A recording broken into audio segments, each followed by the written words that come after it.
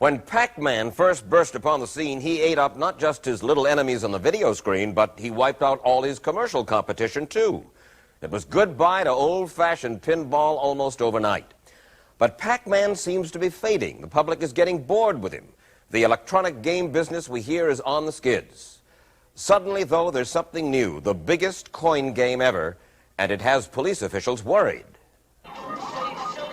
It's video poker at 25 cents a shot. It may look like just another arcade game, but it's gambling, and there's a payoff at stake here. So the profits are illegal, and they run into the billions of dollars. It's a big city vice and a small town vice, too. These machines are in Tennessee, where gambling's illegal. And though the sign says the machines are for amusement only, our hidden camera watched the cash payoffs. This attendant, for example, counts out the money from her cash drawer and takes it to the lucky winner, who pockets the bills. This payoff was for about $120, but machine operators told us of payoffs of more than $1,200 on just a $5 play. Here is the way that you play the game, not where it's illegal, but at Resorts International in Atlantic City. You drop in your quarter or your silver dollar, I'm dropping in just 1 quarter, and deal yourself a hand. I'll hold the jack of spades and the ace of spades, discard the others, and up come replacements. I get 3 aces, which pays off 3 of a kind, 3 quarters for my 1 quarter. You get a straight flush in this machine, you get 100 quarters, $25 for your quarter. A full house will bring you 11 quarters, $2.75 for your quarter. 3 of a kind will bring you 75 cents, 3 quarters for your quarter. Of course, there's one difference between the machines here and the same game where gambling is illegal. There's usually no payout tray on those machines. It's the bartender or the arcade worker who checks the points that you've won and personally pays you off in cash. That was the way we found it in the Bronx in New York City. When we walked into this bar, the bartender quickly pulled the plugs on his 2 poker machines, and neither he nor his customers would talk about payoffs. You want us out of here? Yes, sir.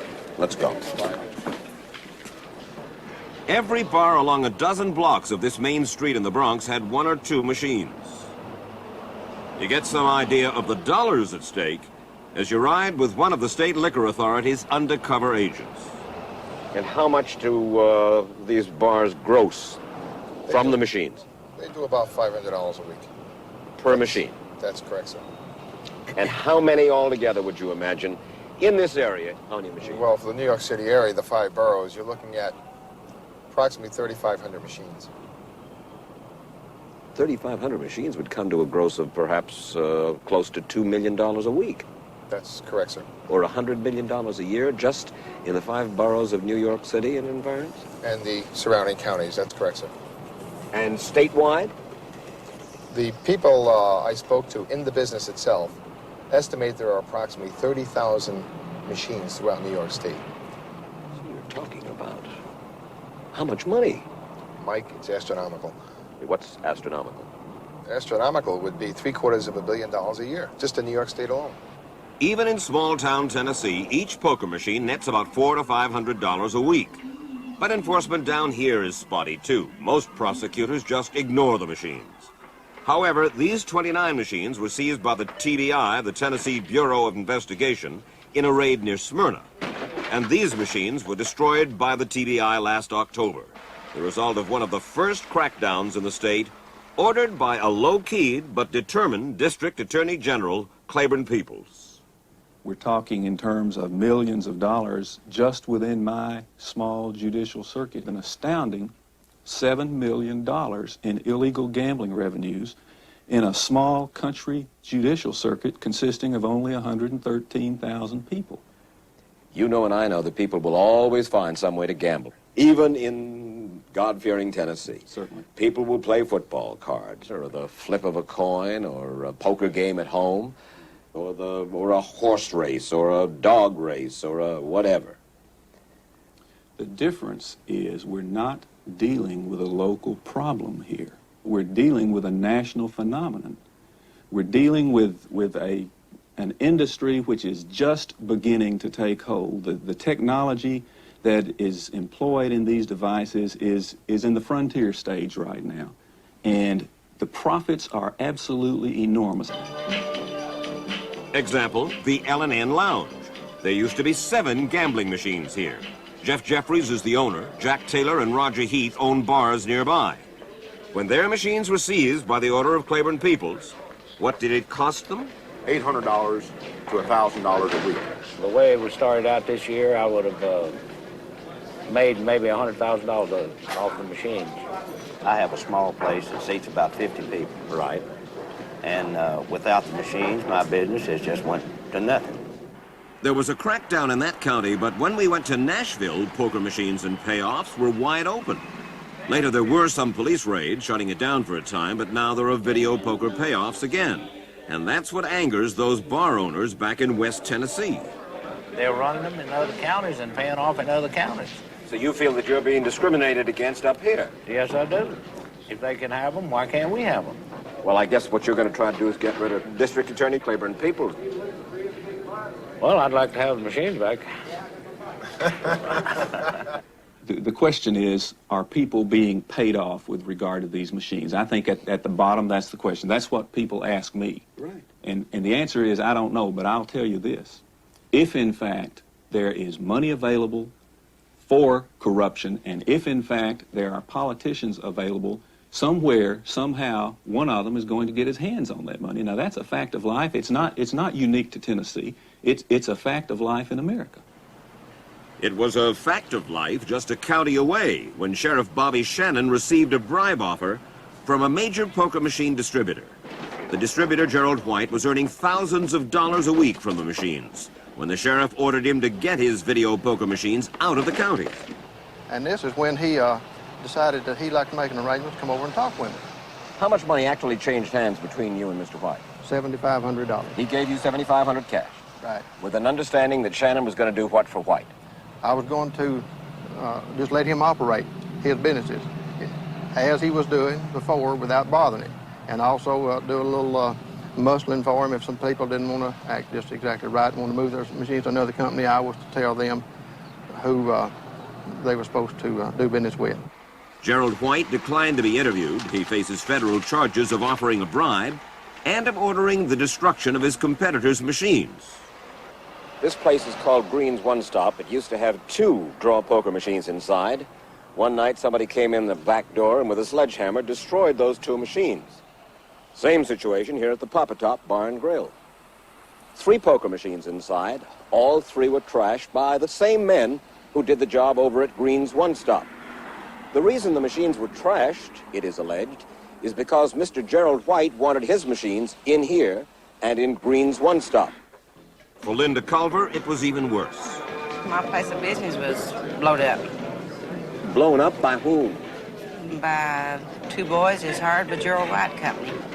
A federal indictment charges White with hiring the men to burn Linda Culver's bar because she refused to put White's machines there. We seen the 2 boys that done it, Yes. and we've been to court over it now, and the boys have been convicted of it. I understand that you got a tip that your head was on the line. Is that true?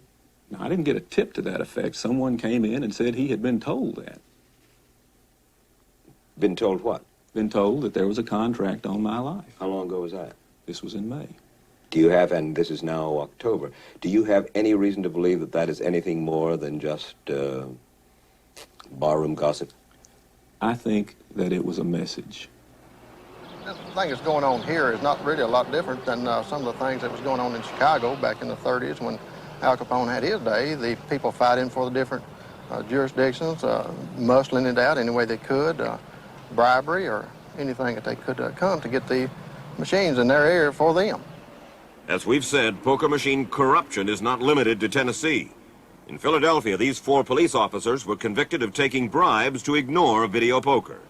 And recently in New York City, police set up their own video poker operation and arrested this major mob figure, Carmine Lombardozzi, and 5 others who allegedly tried to muscle in. You may be wondering why law enforcement doesn't just seize all poker machines outside of legal casinos. Well, that's because the police and the prosecutors and the courts cannot make up their minds whether the machines are gambling devices or whether they're just for entertainment. There is no doubt what a one-armed bandit is. This is a gambling device, and to own one of these most anywhere but in Nevada or Atlantic City, not even to play it, but just to own one is a crime. Police can seize it. Here in a legal casino, there is no doubt that this poker machine is a gambling device. But elsewhere, if it has no payout trays, and if it has a sign that says for amusement only, then what is it? Machine operators say it's just for entertainment. In Tennessee, attorney Larry Snedeker defends video poker operators accused of running gambling operations. You know and I know that there are payoffs taking place all over the state of Tennessee today, tonight, off these machines. I would say that I'm sure that there are payoffs. I'm not naive enough to believe that there are not payoffs being made. Therefore, these are gambling devices or regarded as gambling devices by Tennesseans. No, I think you're wrong there. You jumped from saying a person has made a payoff on a machine to saying that the machines themselves are gambling devices. I can't make that jump. So the machine has nothing to do with it? Not directly, no. The gambling was done by the person who's attempting, if that's the case, to win money on it or to win credits so he can translate those into money. That's an independent action from the machine itself. Some people play with the anticipation of getting paid off. But is that the machine's fault or is it the player's fault?